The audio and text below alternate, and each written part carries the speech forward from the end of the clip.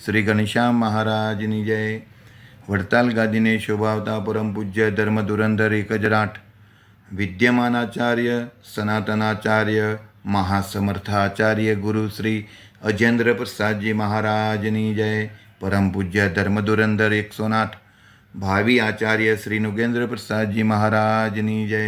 સમગ્ર ધર્મકુળ ભક્તિકુળ ભગવાનના વાલા સર્વે મુક્તો સર્વે સંતો ભક્તોના ચરણોમાં કોટી કોટી સાષ્ટાંગ દંડવટ વંદન પ્રણામ સાથે સૌ ભક્તોને જય સ્વામિનારાયણ।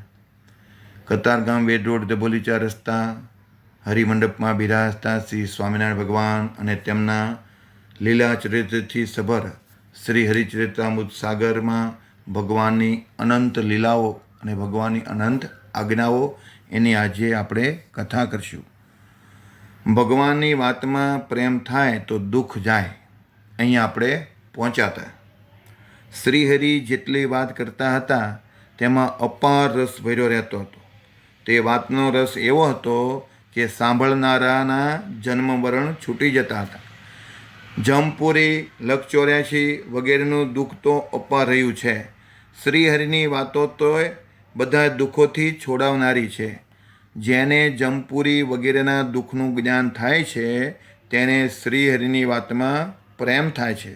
દુઃખનું જેટલું જ્ઞાન થાય તેટલો શ્રીહરિની વાતમાં પ્રેમ થાય છે, અને વાતમાં જે પ્રેમ થાય છે તે પોતે જ કહી બતાવે છે। એની ક્રિયામાં એના રહેણીમાં એ પ્રેમ બતાવે છે। પ્રેમ ક્યારેય છુપાયો રહેતો નથી। સત્સંગને અર્થે જે તન મન ને ધનથી સેવા કરે એ જેમાં દેખાઈ આવે છે કે સત્સંગને અર્થે કેટલો પ્રેમ છે। જે માણસ સત્સંગને માટે શરીર ઘસે, શરીરનું તનથી કહેતા તનથી સેવા કરે, મન કહેતા પોતા પાસે કાંઈ નથી પણ બીજા પાસે છે, એને 5 સાચી વાત કહી અને સત્સંગને અર્થે જે ધન વપરાવે, સારા કાર્યમાં ધન વપરાવે એને કહેવાય મનથી સેવા કરી કહેવાય। તો તન મન અને ધનથી જેની પાસે ધન છે તે સત્સંગમાં પ્રેમ છે, એ ધન વાપરમાં ક્યારેય પાછી પાનવી કરતો નથી। એ જ્યાં જરૂર હોય ત્યાં પૂરેપૂરું ધન વાપરે છે। અરે જરૂર હોય એથી ક્યારેક વધારે પણ વાપરે છે। શું કામ? સત્સંગમાં પ્રેમ છે એ એમાં દેખાઈ આવે છે। માટે શ્રીહરિની વાતમાં પ્રેમ થાય છે। દુઃખનું જેટલું જ્ઞાન થાય તેટલો શ્રીહરિની વાતમાં પ્રેમ થાય છે, અને વાતમાં જે પ્રેમ થાય છે તે પોતે જ કહી બતાવે છે। પ્રેમ ક્યારેય છુપાયો રહેતો નથી। જેને ભગવાનમાં પ્રેમ હોય એ અવશ્ય વહેલા જાગે, ભગવાનની માનસી પૂજા કરે, સ્નાન વિધિ કરીને માનસી પૂજા કરે, પ્રત્યક્ષ પૂજા કરી અને મંદિરે પહોંચી જાય, કથા વાર્તા કરવા માંડે અથવા સાંભળવા માંડે। ક્યારે આવું થાય? ભગવાનમાં પ્રેમ થાય તો જ ઊંઘ આળસનો ત્યાગ થાય, બાકી ઊંઘ આળસનો ત્યાગ થાય નહીં। જેમ હવાર પડે એમ વધારે હુવે, જેમ હવાર પડે એમ મીઠી ઊંઘ આવે, વધારે હોડ તાણે મને ઘડીક હુવા દો, મારે ઘડીક હુવું છે, 2 મિનિટ 5 મિનિટ એમ કરતાં સૂર્ય ઉગી જાય તો જાગવાનું મન થતું નથી। પણ જેને ભગવાનમાં પ્રેમ છે, ભગવાનમાં લાગણી છે, શ્રદ્ધા છે, વિશ્વાસ છે, એ રાતે મોડા સૂતા હોય, થાકી ગયા હોય વ્યવહારમાં કાંઈ પણ દોડાદોડી કરીને, પણ તોય સવારે બડાક બેઠો થાય અને ભગવાનનું સ્મરણ કરી, શૌચ વિધિ કરીને, શુદ્ધ પવિત્ર આચમન કરીને, ભગવાનનું ધ્યાન કરીને, માનસી પૂજા કરીને, પ્રત્યક્ષ પૂજા કરીને, દીવાબત્તી કરીને, આરતી ધૂન કીર્તન કરીને, ભગવાનને પ્રદક્ષિણા દંડવટ કરીને, ભગવાનની સ્તુતિ કરીને, ગુરુ મંત્રની માળા કરીને અને પછી મંદિરે ટાઈમે આરતીમાં પહોંચી જાય, અને આરતી કરીને પછી જ્યારે કથા ચાલુ થાય તો સવારે 6:30 થી 7:30 કથામાં બેસી જાય, અથવા 7:45 થી 7:45 કથામાં બેસી જાય અને કથા નિત્ય સાંભળવા આવે। કેમ કે ભગવાનમાં પ્રેમ હોય તો જ આ થાય છે, બાકી ભગવાનમાં પ્રેમ ન હોય તો આ ક્યારેય થતું નથી। આવા જેના લક્ષણ હોય એની મદદ ભગવાન કરે છે, એની સહાય ભગવાન કરે છે, એને ભગવાન સાથ આપે છે, એના તમામ કાર્ય ભગવાન કરે છે, એનો વ્યવહાર ભગવાન ચલાવે છે, એને ઘરમાં સુખ શાંતિ ભગવાન આપે છે, અને ધન દોલત માલ મિલકત રૂપિયા પૈસા ગાડી બંગલા યશ કીર્તિ આ બધું ભગવાન આપે છે। એના ઘરમાં બધી રીતે સુખને સુખ થવા માંડે છે, પણ ક્યારે આપણે ખાલી ઊંઘ આળસનો ત્યાગ કરવી, પ્રમાદનો ત્યાગ કરવી, આ 3 વાના ત્યાગ કરવી તો ભગવાન અનંત વાના આપે છે, અનંત પ્રકારના સુખ આપે છે. એમાં કાંઈ ખામી રાખતા નથી. આ લોકમાં સુખી કરે છે અને અંતે ભગવાન એના ધામમાં પોતાના સ્વરૂપનું સેવાનું સુખ આપે છે. માટે શ્રીહરિની વાતમાં પ્રેમ થાય છે. દુઃખનું જેટલું જ્ઞાન થાય છે તેટલો શ્રીહરિની વાતમાં પ્રેમ થાય છે. ભગવાન પછી શું કરે? જ્યાં દુઃખ છે એનું જ્ઞાન કરાવે કે તું આ કરમાં આમાં તને દુઃખ થાય છે, તું આ રીતે રહેમાં આમાં તને દુઃખ થાય છે, તું આવું ભોગયમાં તારે બીજો જન્મ લેવો પડશે, તું આવી રીતે વર્તન કરમાં નકર તું હેરાન થાશ, પરેશાન થાશ, ફજેત થાશ. આવું ભગવાન દુઃખનું જેટલું જ્ઞાન થાય એ બધુંય ભગવાન આપે. એટલો શ્રીહરિની વાતમાં પ્રેમ થાય છે. અને પછી દુઃખનું જ્ઞાન થાય પછી શ્રીહરિની વાતમાં પ્રેમ થાય. શ્રીહરિની વાતમાં પ્રેમ થાય પછી જ ભગવાનમાં અનન્ય નિષ્ઠા બંધાય છે અને ભગવાનમાં અનન્ય પ્રેમ થાય છે.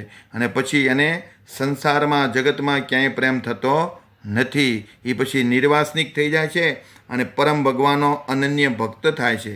અને વાતમાં જે પ્રેમ થાય છે તે પોતે જ કહી બતાવે છે. પ્રેમ ક્યારેય છુપાયો રહેતો નથી.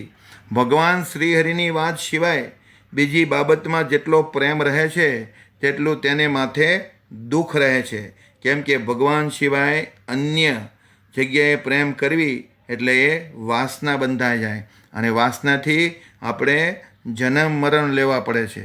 કોઈ માણસ ગમે તેટલો વિચક્ષણ હોય, ડાયો હોય, હોશિયાર હોય, લાખો રૂપિયા રોજના કમાતો હોય, વર્ષે કરોડો અબજો રૂપિયા કમાતો હોય, એવો વિચક્ષણ હોય તો પણ શ્રીહરિની વાત સિવાય તેની ચતુરતા તેને પરલોકમાં સહાય કરતી નથી. ગમે એટલું ધન હોય, ગમે એટલી મિલકત હોય, ગમે એટલા ગાડી બંગલા હોય, ગમે એટલા ચીજ પદાર્થ વસ્તુ પદાર્થ હોય, પણ એ કોઈ વસ્તુ પરલોકમાં સહાય કરતી નથી. માતા, પિતા, પત્ની, પુત્ર વગેરે કરોડો કુટુંબીઓ હોય, અબજો અને ખર્વ નિખર્વ જેટલા ધનના ભંડારો ભર્યા હોય તો પણ તે પરલોકમાં લગાર પણ સહાય કરતા નથી. મોટા મોટા પોપડા હોય, બંગલા હોય, ગાડી હોય, ગમે તે મોટી આ લોકમાં આપણે ઇજ્જત હોય, પણ ભગવાનમાં પ્રેમ નહીં કરવી ત્યાં સુધી, ભગવાનમાં પ્રેમ નહીં થાય ત્યાં સુધી આ વસ્તુ કોઈ સહાય કરશે નહીં. માટે ભગવાનમાં પ્રેમ કરો તો ભગવાન કૃપા કરીને જરૂર નિર્વાસની કરશે. થાંભલાને વિકાર થાય તો આપણને વિકાર થાય. મહારાજ એવા નિર્વિકારી બનાવી દેશે કે ન પૂછો વાત. ભગવાન અન્યથા કરતા ભગવાન બધું કરતા હરતા એ છે. માટે ભગવાનમાં પ્રેમ કરશું તો ચોક્કસ ભગવાન મદદ કરશે, સહાય કરશે, નિર્વાસનિક કરશે. જીવની ઉપર જે જન્મ મરણનું દુઃખ રહ્યું છે તે તો શ્રીહરિની વાતમાં જ છોડાવે છે. શ્રીહરિની વાત સિવાય એ જન્મ મરણનું દુઃખ છૂટતું નથી. માટે શ્રીહરિની વાત સમાન બીજી કોઈ બાબત નથી. હું કીધું ભગવાનની વાત સમાન બીજી કોઈ બાબત નથી. અને આપણે શું કરવી છીએ? ભગવાનને અર્થે 5, 10, 15 મિનિટ, 25 મિનિટ, અડધી કલાક, 2 વધી કલાક આપણે ભજન કરીને બાકી 23 કલાક તો સંસારમાં મથ્યા કરવી છે. આ રીતે જે સમજે છે તે શ્રીહરિ સંબંધી વાતની સ્મૃતિ ક્યારેય ભૂલતા નથી. હું સમજે શ્રીહરિની વાત સમાન બીજી કોઈ બાબત નથી. ભગવાન સિવાય બીજું ક્યાંય સુખ આપનારું, શાંતિ આપનારું કોઈ વસ્તુ છે જ નહીં. આવી રીતે જે સમજે તે શ્રીહરિ સંબંધી વાતની સ્મૃતિ ક્યારેય ભૂલતા નથી. જેટલી શ્રીહરિની વિસ્મૃતિ થાય છે, જેટલા ભગવાન ભૂલાય છે તેટલી તેમાં કસર કહેવાય છે. જેને જન્મ મરણના દુઃખનું જ્યારે વિસ્મરણ થઈ જાય છે ત્યારે તે ઉપરથી તેણે સત્સંગ કર્યો છે કે નથી કર્યો તે દેખ્યામાં આવે છે. જે મનુષ્ય જન્મ મરણના દુઃખની સ્મૃતિને ક્યારેય ભૂલતો નથી અને તેની સ્મૃતિ રાત દિવસ રાખે છે તેના સત્સંગના મૂળ દિવસે દિવસે જામતા જાય છે, જામતા રહે છે અને આગળ જતાં તે હરિભક્ત અમૂલ્ય બને છે. આ વાત પ્રસિદ્ધ છે. પછી શ્રીહરિએ વસંત પંચમીને દિવસે સવારના પહોરમાં શ્રીહરિ મંચ ઉપર આવીને બેઠા હતા. શ્રીહરિએ સર્વે શ્વેત વસ્ત્ર ધારણ કર્યા હતા. સર્વ શ્વેત વસ્ત્ર ધારણ કર્યા હતા. શ્વેત સુરવાળ પહેર્યું હતું, શ્વેત અંગરખું પહેર્યું હતું, શ્વેત પાઘ પહેરી હતી અને શ્વેત ધોતિયું કમર ઉપર કસ્યું હતું. તે સમયે પોતાની આગળ સૌ સંતો હરિભક્તોની સભા થઈ હતી. ત્યારે શ્રીહરિએ સંતોને ઘણા ભાવથી કહ્યું, સંતો, તમે ઝાંઝ તથા મૃદંગ વગાડીને વસંતના પદ બોલી અતિ હેતથી ઉત્સવ કરો. હેત વગર ઉત્સવ લુખો લાગે છે. કોઈ પણ બાબત હોય તે હેતથી કરે તો જ પ્રિય લાગે છે. વાતે સાચી. હેત વગર આપણને કોઈ જમાડે તો એ ભાવતું નથી, તો પછી બીજી વાતો ક્યાંથી પ્રિય લાગે. જ્યારે શ્રીહરિ આવી વાત કરી રહ્યા ત્યારે તે સાંભળીને સંતો ઝાંઝ તથા મૃદંગ વગાડીને વસંતના પદ ગાવા લાગ્યા. તેમાં મુક્તાનંદ સ્વામીએ વસંત વધાઈનું પદ ગાયું. જ્યારે મુક્તાનંદ સ્વામીએ વસંત વધાઈનું પદ ગાયું ત્યારે વસંત મૂર્તિમાન પ્રગટ થઈને શ્રીહરિના દર્શન કરવા માટે ત્યાં આવી ગયા. શ્રીહરિને વધાવવા માટે જેટલી મંગળમય વસ્તુ કહેવાય છે તે બધી એક મોટા થાળમાં ભરીને પ્રેમથી ત્યાં લાવ્યા. વિવિધ પ્રકારના પુષ્પોના હાર લાવ્યા, બાજુબંધ લાવ્યા, તોરા લાવ્યા, ગુલાબના ગુચ્છ કહેતા ફૂલ લાવ્યા, પહોંચી લાવ્યા અને ગજરા, આ બધું લાવ્યા હતા. જે મેં નજરે દેખ્યું હતું. કોણ કહે છે? આધારાનંદ સ્વામી. વસંતના અધિષ્ઠાતા દેવે કેસરયુક્ત ચંદન ઘણા પ્રેમથી શ્રીહરિને ચર્ચ્યું. ફૂલના હાર પહેરાવ્યા, ફૂલના બાજુબંધ ધારણ કરાવ્યા અને પાઘમાં ગુલાબના પુષ્પના તોરા ધરાવ્યા. ગુલાબના પુષ્પના ગુચ્છ બંને કાન ઉપર ધર્યા, પહોંચી કાંડા ઉપર બાંધી અને હાથમાં ગજરો આપ્યો. વળી કેસરી રંગના ઠામ ભરી ભરીને ત્યાં લાવ્યા, જેમાંથી ઘણો સરસ સુગંધ નીકળતો હતો. કેસુડા અને પતંગના રંગના ભરેલા કેટલાક માટલા શ્રીહરિની આગળ મૂક્યા અને ગુલાલના ભરેલા ઘણા ઠામ પણ મૂક્યા. તે સિવાયના બીજા વિવિધ પ્રકારના રંગ હતા તે બધા પણ શ્રીહરિની આગળ યોગ્ય રીતે મૂક્યા. આ બાજુ એક પહોર દિવસ ચડ્યો ત્યાં સુધી વસંત હોરી અને મધુરના પદ સંતો ગાતા હતા. તે સમયે જે કેસરી રંગ હતો તે બધો જ શ્રીહરિએ મંચ ઉપર મંગાવ્યો. પછી શ્રી રઘુવીરજી મહારાજ તથા શ્રી અયોધ્યા પ્રસાદજી મહારાજે શ્રીહરિ ઉપર કેસરી રંગ નાખ્યો. શ્રીહરિએ તે સમયે જે વસ્ત્ર પહેર્યા હતા તે કેસરી રંગના ભીંજાઈ ગયા હતા. એટલા બધોય રસ રઘુવીરજી મહારાજને અયોધ્યા પ્રસાદજીએ મહારાજ ઉપર છાંટ્યો કે રંગ સફેદ વસ્ત્ર હતા એ બધાય કેસરી રંગના ભીંજાઈ ગયા, પલ્લી ગયા, કેસરી રંગના થઈ ગયા. ગુલાલ ઘણો અનુપમ હતો. તેનો રંગ ચણોઠીના જેવો ઘણો લાલ હતો. મૂર્તિમાં વૃત્તિ સંધાય તો શ્રીહરિ વંશ થાય. ભગવાનની મૂર્તિમાં આપણે મનને જોડી દેવી તો ભગવાન વંશ થાય, બાકી થાય નહીં. તેવો ગુલાલ શ્રીહરિ ઉપર નાખ્યો અને લાલ રંગથી આખી મૂર્તિ ભીંજાવા દીધી. તેથી એટલી બધી શોભા થઈ કે બ્રહ્માંડમાં જેટલી શોભા હતી તે બધી આ મૂર્તિના પ્રભાવથી ઝાંખી થઈ ગઈ. મૂર્તિની એવી સુંદર શોભા થઈ કે તેને માટે કોઈ ઉપમા હાથ આવતી નથી. જે લોકો તે મૂર્તિને દેખતા તેની મનોવૃત્તિ તેમાં પરોવાઈ જતી હતી. તેથી તે મૂર્તિ તેની મનોવૃત્તિમાં આવીને વસી જતી હતી. જેની મનોવૃત્તિ મૂર્તિમાં પરોવાતી નહીં તેના ચિત્તમાં આ મૂર્તિ ચોંટતી નહોતી. જેનું હૃદય માખણ જેવું કૂણું હોય તેના અંતરમાં શ્રીહરિની મૂર્તિ ચોંટી જાય છે. જેના હૃદયમાં મૂર્તિ ચોંટી જાય છે તેને પછી મૂર્તિના સમાન અન્ય કંઈ દેખાતું ન હતું. જ્યારે શ્રી રઘુવીરજી મહારાજ તથા શ્રી અયોધ્યા પ્રસાદજી મહારાજ શ્રીહરિ ઉપર રંગ ગુલાલ નાખી રહ્યા ત્યાર પછી શ્રીહરિ સૌના ઉપર રંગ નાખવા લાગ્યા.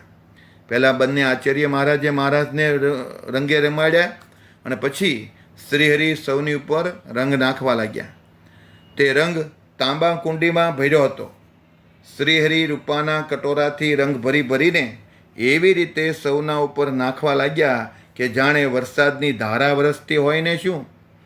જાણે શ્રીહરિ રંગની હેલી મચાવી રહ્યા હતા હેલી મચાવી રહ્યા હોય તેમ પ્રેમથી રંગ ઉડાડી રહ્યા હતા. જેના શરીર ઉપર શ્રીહરિએ નાખેલો રંગ લાગતો તેને 84નું ભટકણ ટળી જતું. એને પછી લખ 84માં જન્મ લેવા પડતા ન હતા. શ્રીહરિ જે રંગ ઉડાડતા હતા એવો રંગ અનંત બ્રહ્માંડોમાં ક્યાંય નથી એમ હરિભક્તો જાણતા હતા. સંતો અને હરિભક્તો હોરી હોરી એમ બોલતા હતા અને વિવિધ પ્રકારના વાજિંત્રો વાગતા હતા. જેટલો રંગ તૈયાર કર્યો હતો તે બધો જ શ્રીહરિએ સંતો અને હરિભક્તોની ઉપર ઘણા ઉમંગથી નાખ્યો. ચારે બાજુ રંગથી અતિશય કીચડ થઈ ગયો. ચારે બાજુ એટલો રંગ નાખ્યો અને એટલો રંગ ઉડાડ્યો કે બધી બાજુ કીચડ થઈ ગયો. જેટલા સંતો હરિભક્તો હતા તે બધા જ જ્યારે રંગથી રસબસ થઈ ગયા અને રંગ ઉડાડી રહ્યા ત્યારે શ્રીહરિએ ગુલાલ લીધો. જ્યારે ગુલાલ ઉડાડવા લાગ્યા ત્યારે જેટલી ભૂમિ અને આકાશ હતું તે બધું જ્યાં સુધી શ્રીહરિએ ગુલાલ ઉડાડ્યો ત્યાં સુધી ગુલાલમય દેખાતું હતું. સૂર્ય મધ્યાહને આવ્યો, બપોરે વચ્ચે આવ્યો ત્યાં સુધી શ્રીહરિ ગુલાલ ઉડાડતા રહ્યા. શ્રીહરિ જ્યાં જ્યાં રંગોત્સવ કરીને રંગ ઉડાડતા ત્યાં ત્યાં સર્વે દેવતાઓ વિમાનમાં બેસીને ઘણા ઉમંગથી દર્શન કરવા આવતા હતા. તેથી આખું આકાશ દેવતાઓના વિમાનથી છવાઈ ગયું હતું. શ્રીહરિ જે રંગ ઉડાડતા તેને જોવા માટે બધા જ દેવતાઓ આવતા હતા. રંગોત્સવ વખતે દેવતાઓ વાજિંત્ર વગાડતા અને અપ્સરાઓ નાચતી હતી. શ્રીહરિ જ્યારે રંગ ઉડાડી રહ્યા ત્યારે સૌ સંતો સ્નાન કરવા માટે ચાલ્યા. બધા જ હરિભક્તો પણ સ્નાન કરવા ચાલ્યા અને શ્રીહરિ રંગ ગુલાલથી ભર્યા થકા ગામમાં આવ્યા અને વના શેઠના ઘરના ચોકમાં આવીને નાયા.